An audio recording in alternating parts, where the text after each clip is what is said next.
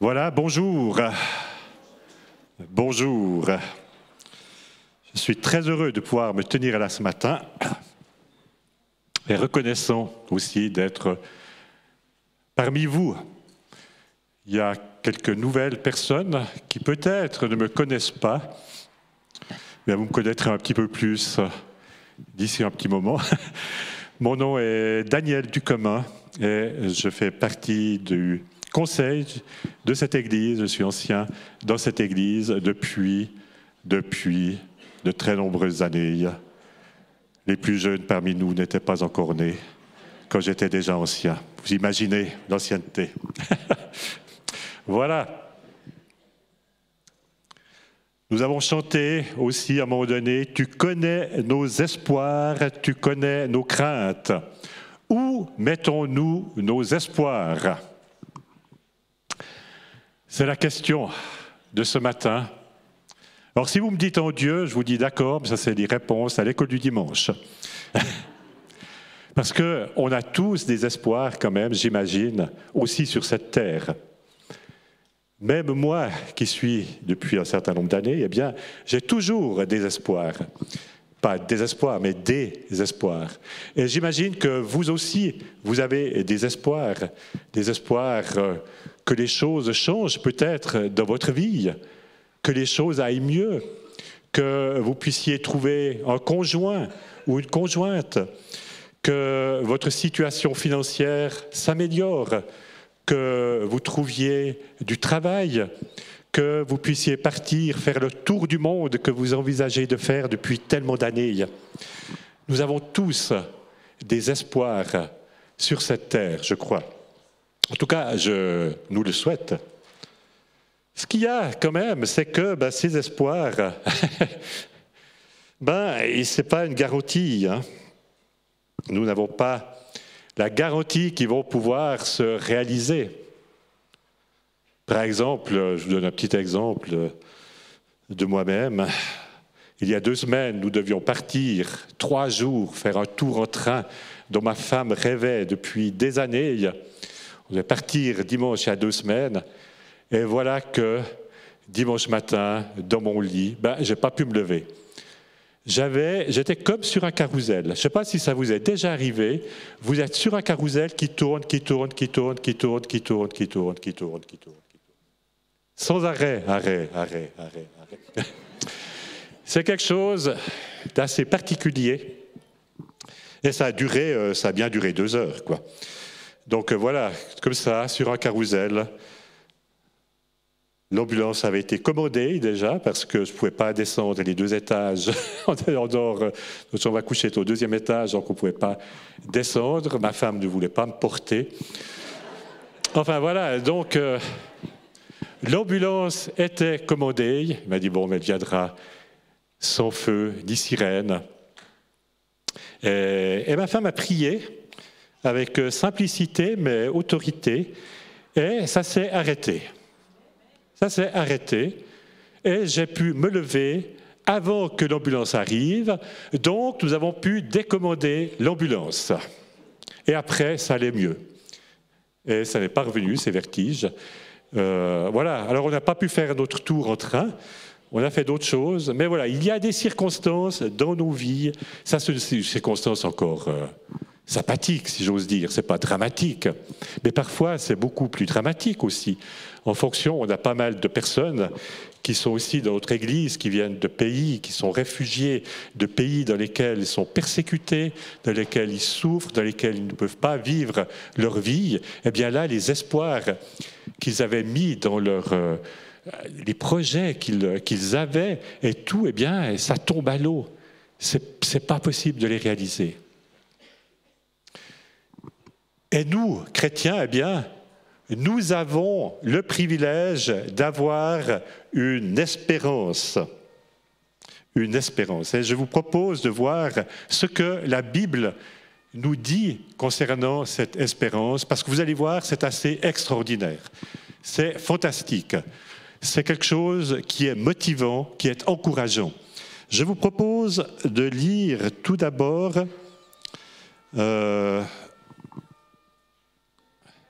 ouais, ils arrivent. dans le livre des Romains, au chapitre 8. Alors, c'est un texte, enfin, ça rejoint un peu le message que Sabine avait donné il y a 15 jours sur notre héritage. Eh bien là, ça rejoint un peu, c'est notre espérance.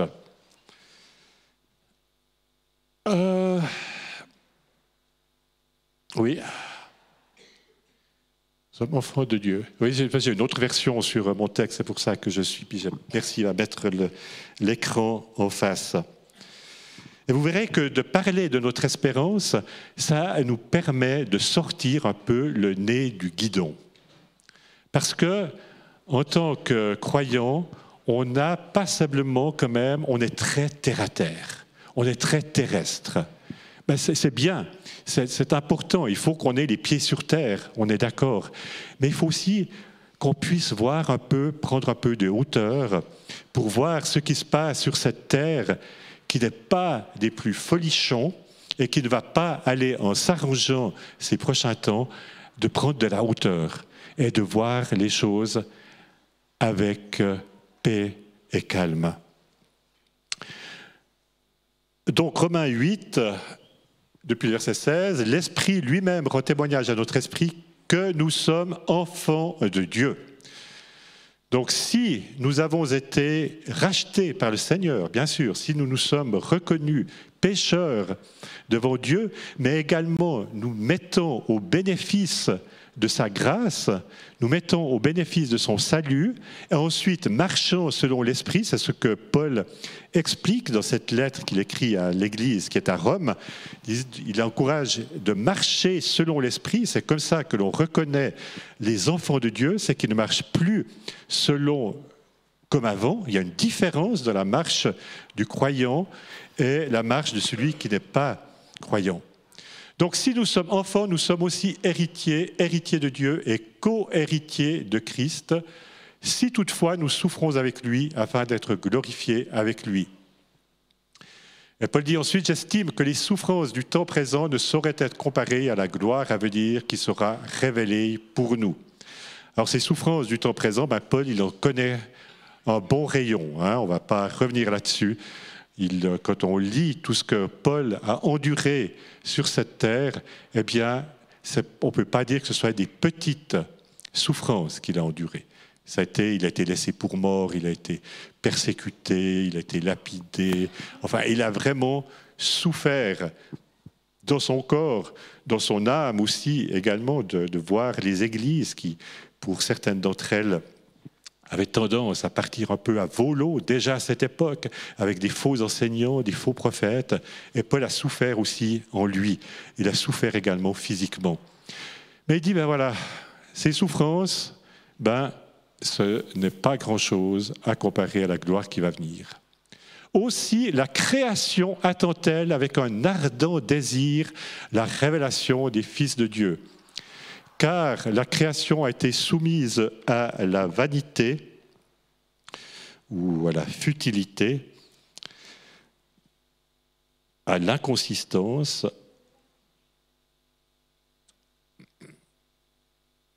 car la création a été à la vanité, non de son gré, mais à cause de celui qui l'y a soumise, avec l'espérance qu'elle aussi sera affranchie de la servitude de la corruption, pour avoir part à la liberté de la gloire des enfants de Dieu. Or, nous savons que jusqu'à ce jour, la création tout entière soupire et souffre les douleurs de l'enfantement. Et ce n'est pas elle seulement, mais nous aussi, qui avons les prémices de l'esprit. Santé.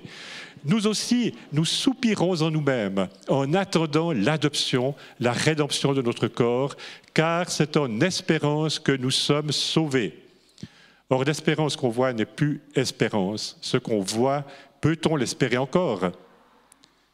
Mais si nous espérons ce que nous ne voyons pas, nous l'attendons avec espérance.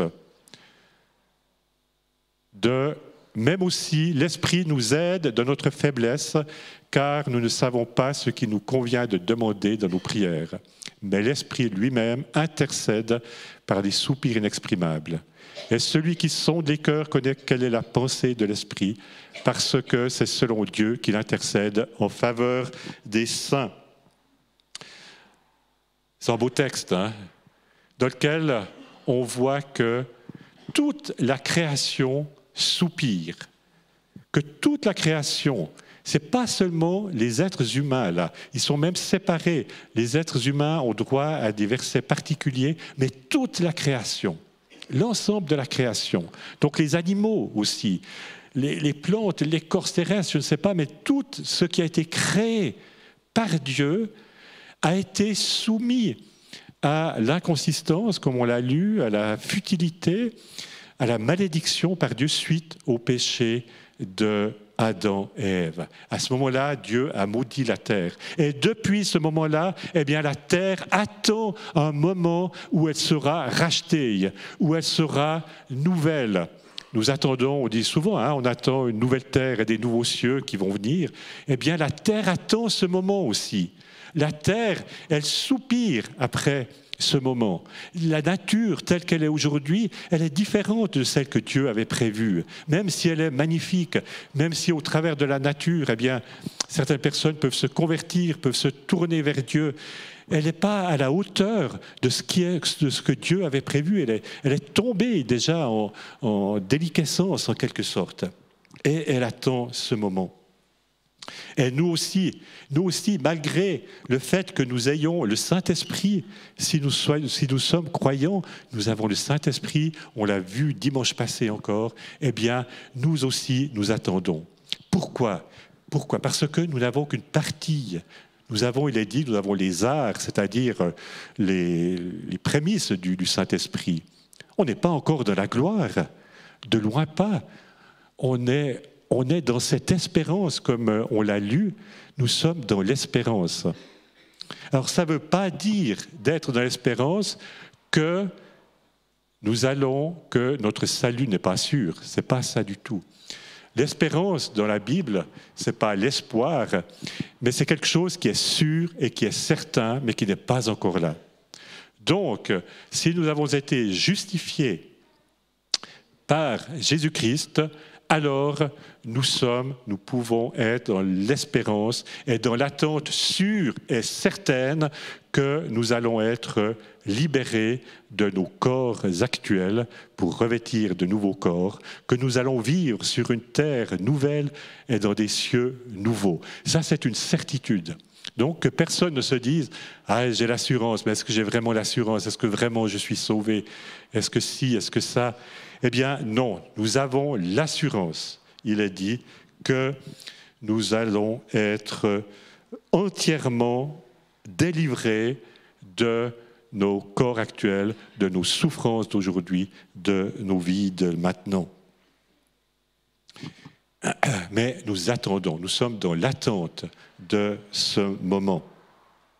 On n'aime pas attendre, hein? On n'aime pas trop attendre, on aimerait que ça soit maintenant. Ben voilà, on est dans cet entre-deux où d'une part, nous sommes sauvés, nous sommes rachetés, et dans l'autre, nous sommes dans l'attente de cette gloire future. On va lire encore, parce que je trouve important de lire la parole de Dieu, on va lire encore un passage dans la première épître de Pierre, au chapitre 1, depuis le verset 3.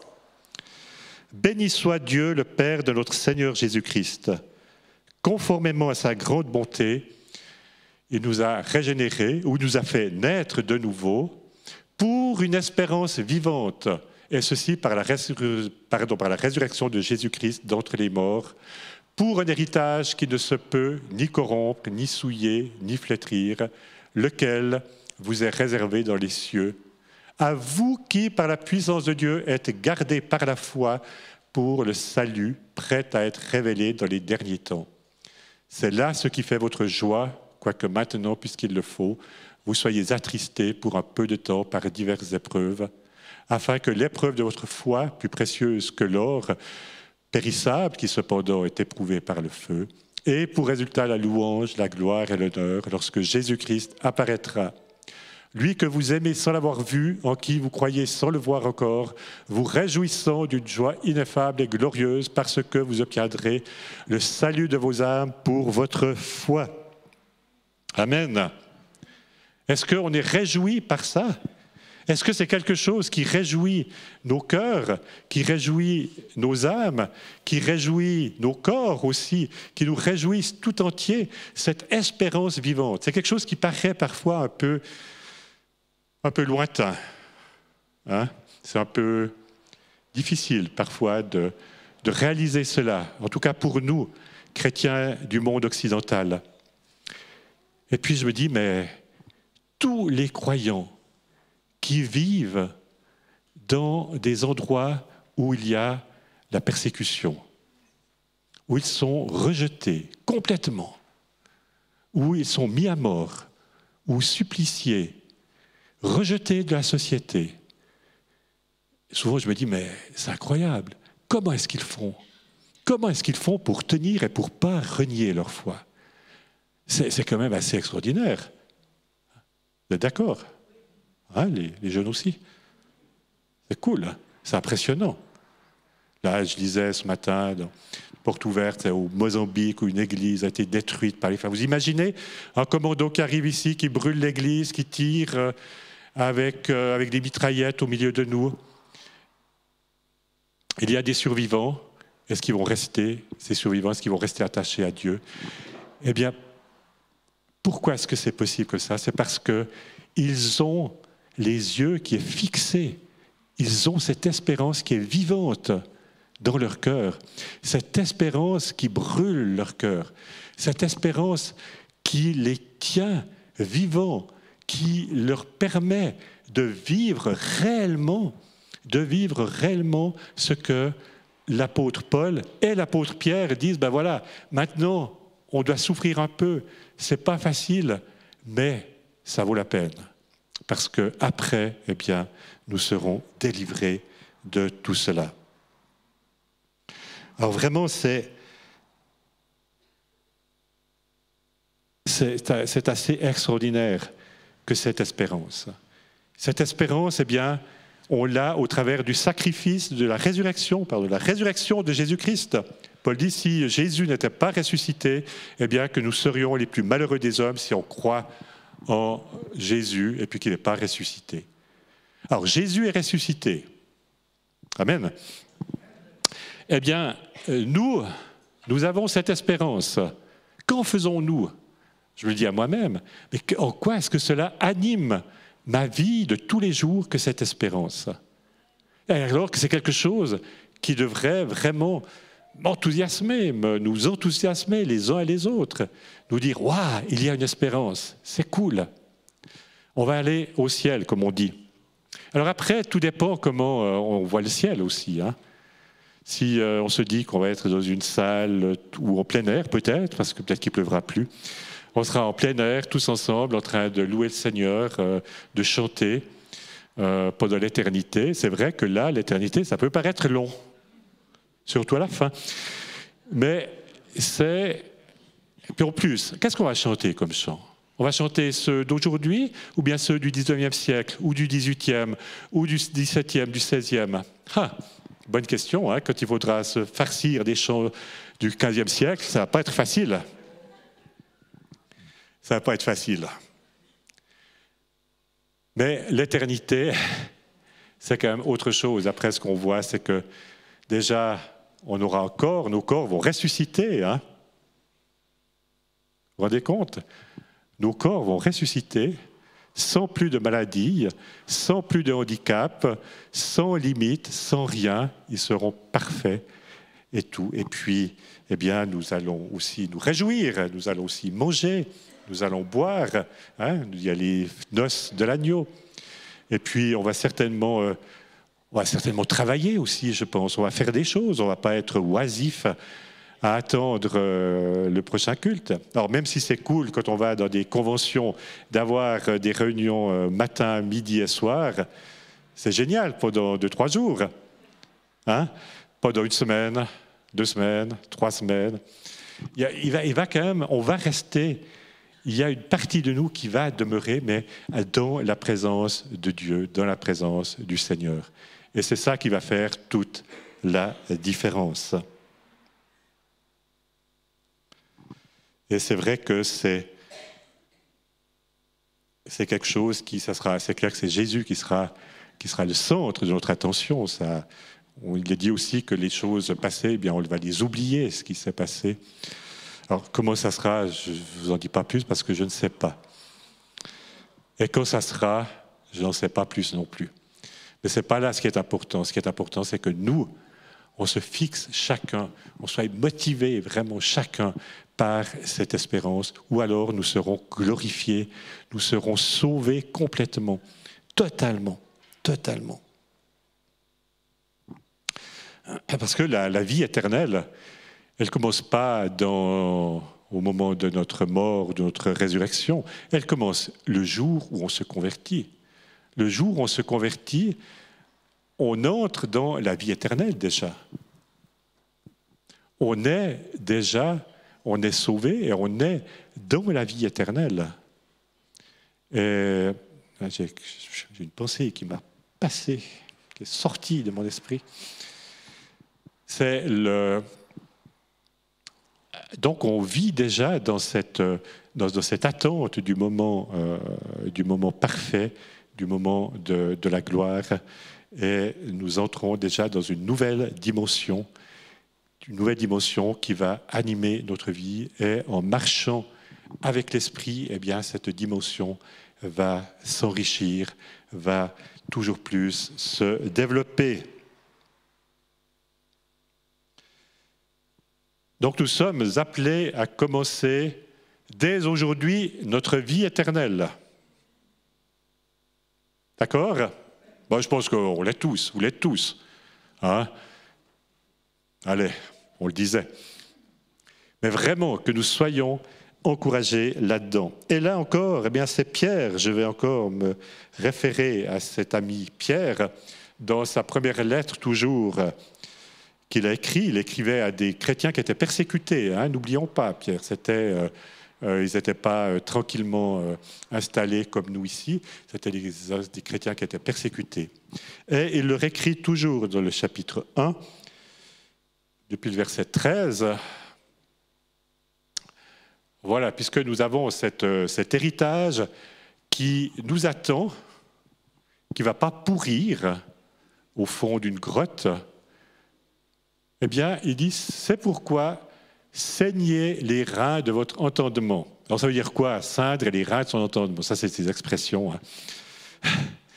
Si vous avez des Bibles de 1910 et avant, vous aurez cette expression. Mais ici, dans la seconde 21, c'est pourquoi tenez votre intelligence en éveil.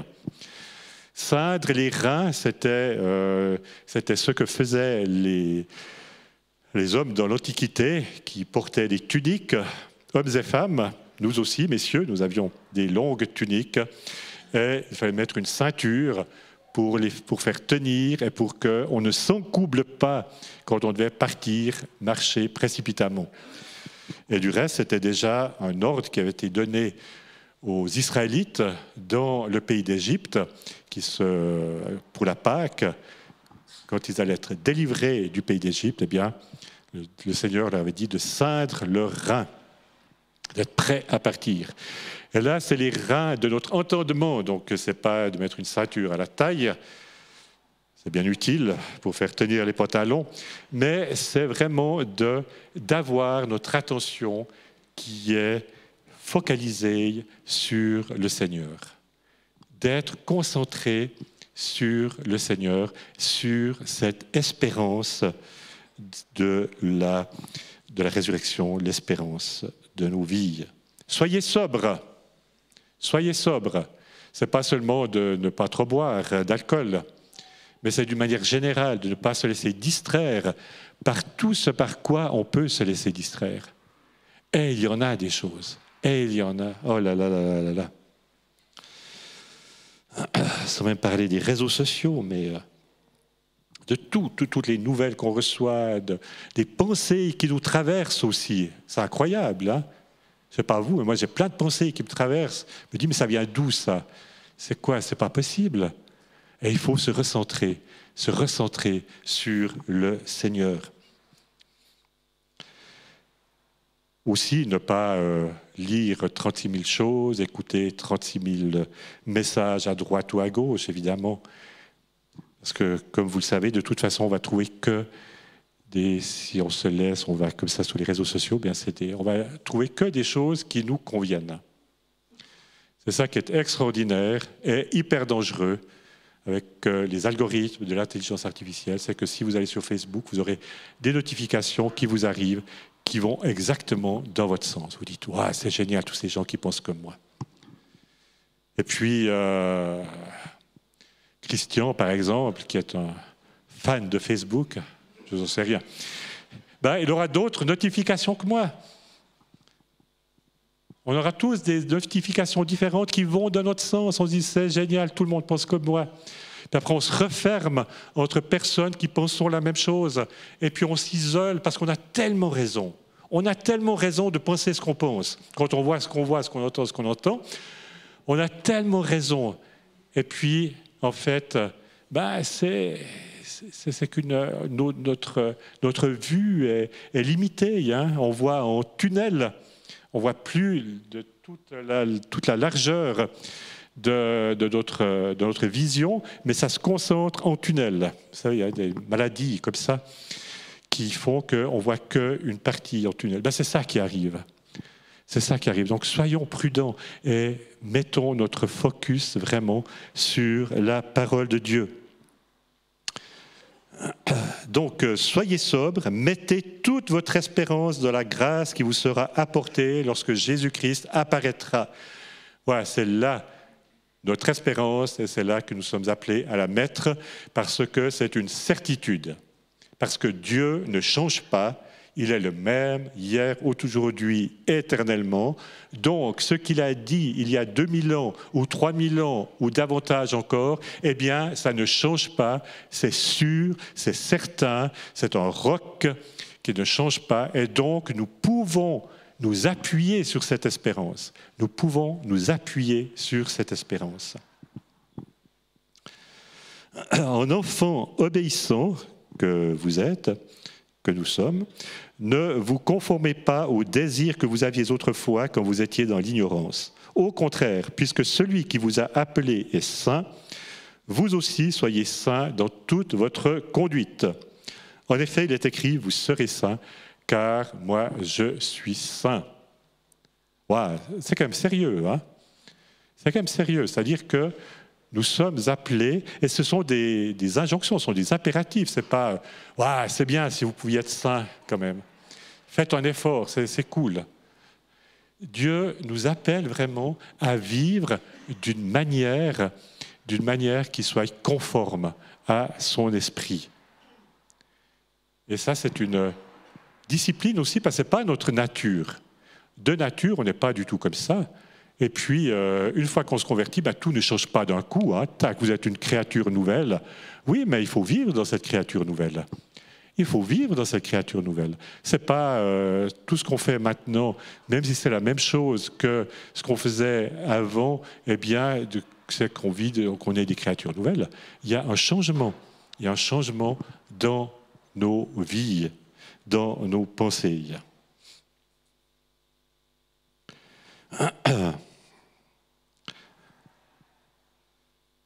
Nous en sommes là. Il y a encore quelques versets à lire, depuis le verset 16 ou 17. 17, je crois. Ah oui, mais c'est dans la suite.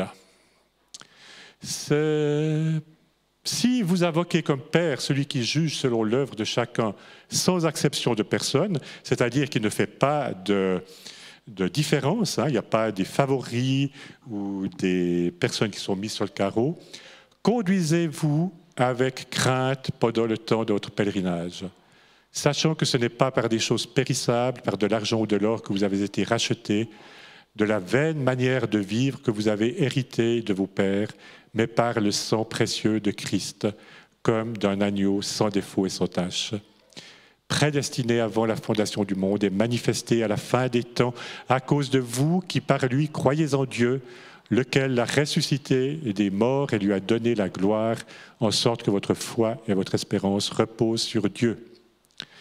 Ayant purifié vos âmes en obéissant à la vérité, pour avoir un amour fraternel sincère, aimez-vous ardemment les uns les autres de tout votre cœur, puisque vous avez été régénérés, non par une semence corruptible, mais par une semence incorruptible, par la parole vivante et permanente de Dieu. Car toute chair est comme l'herbe, et toute sa gloire comme la fleur de l'herbe. L'herbe sèche et la fleur tombe, mais la parole du Seigneur demeure éternellement. Et cette parole est celle qui vous a été annoncée par l'Évangile. Donc voilà, nous sommes peu de temps sur cette terre. Hein. On est comme l'herbe qui sèche, puis ensuite qu'on jette. On fleurit. Quand tout va bien, on fleurit un petit moment. On est comme une fleur, c'est beau. Mais après, on sèche. Voilà. Mais vraiment que nous puissions vivre comme étrangers sur cette terre. Nous ne sommes plus de cette terre.